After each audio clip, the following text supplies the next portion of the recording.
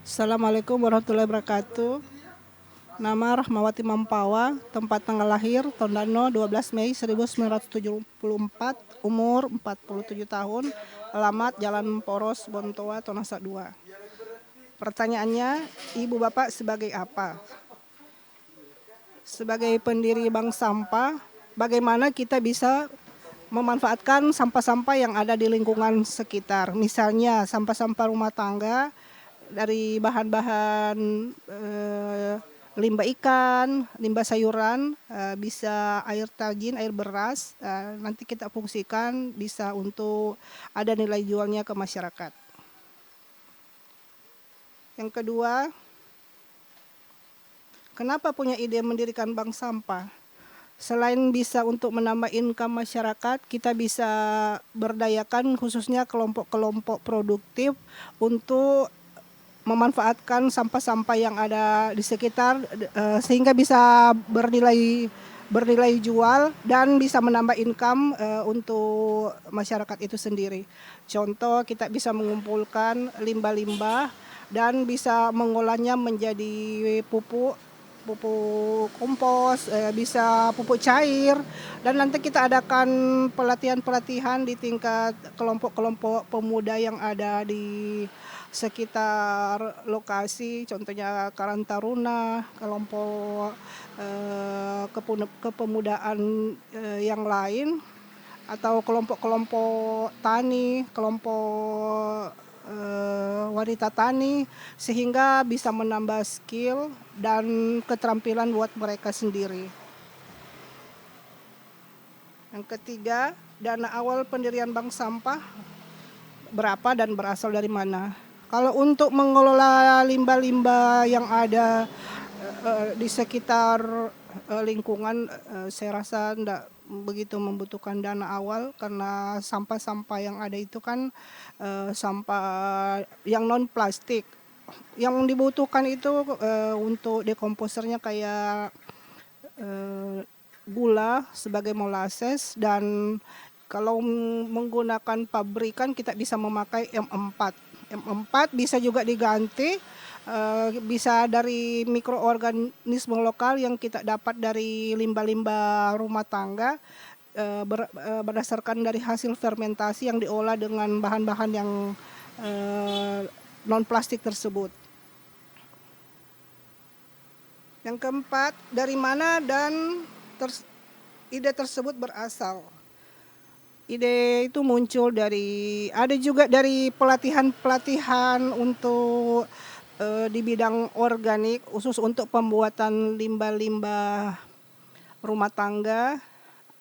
Bisa juga dari pelatihan-pelatihan dari dinas-dinas terkait mengenai pembuatan pupuk, dan kita juga mempunyai ide tersendiri supaya bisa diaplikasikan nanti di lapangan, dan itu pun kita bisa kerjasama dengan kelompok tani atau kelompok-kelompok pemuda yang ada di desa kita masing-masing. Yang kelima, seperti apa setelah ada bank sampah? Ekonomi warga meningkat atau sampah berkurang? Kalau menurut saya, bank-bank sampah itu sangat berperan dan itu ada nilai positifnya buat kita, karena sampah-sampah yang ada di sekitar kita bisa terkoordinir dengan baik dan bisa dimanfaatkan setelah kita menjadikannya dalam bentuk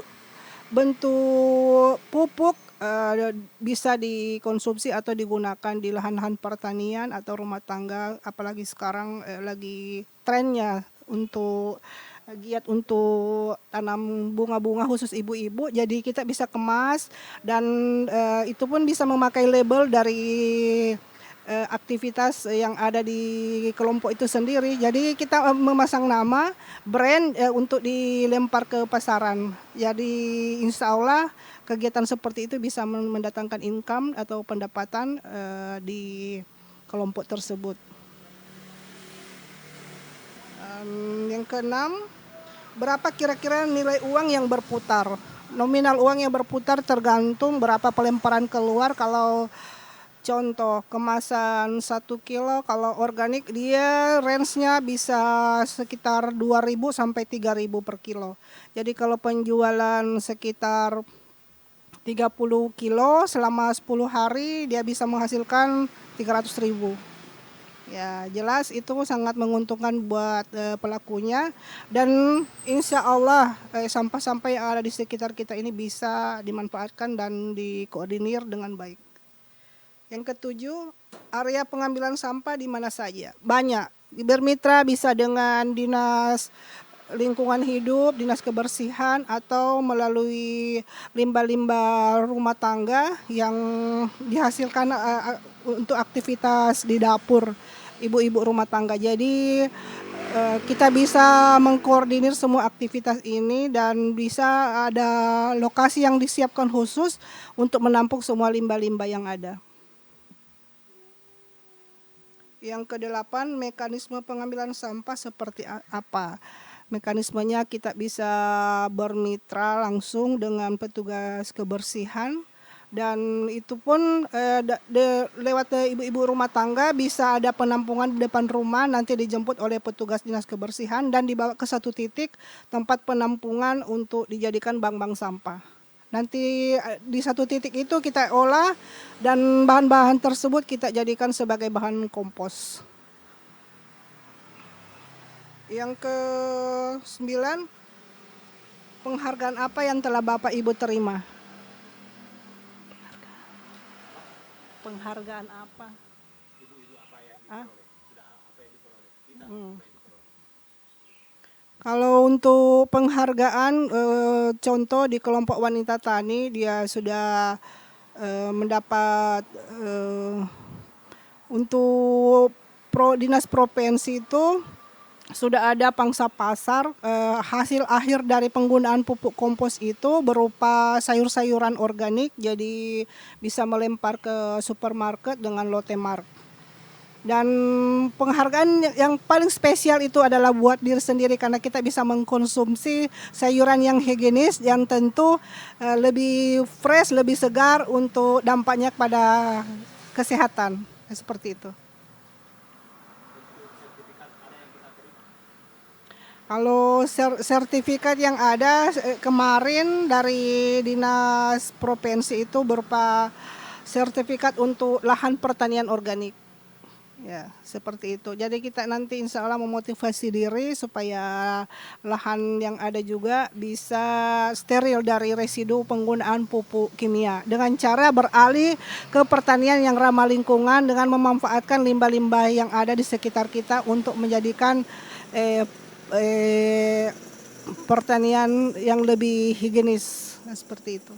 Demikian mudah-mudahan apa yang di-share ini bisa bermanfaat, dan kalau ada masukan-masukan ya silahkan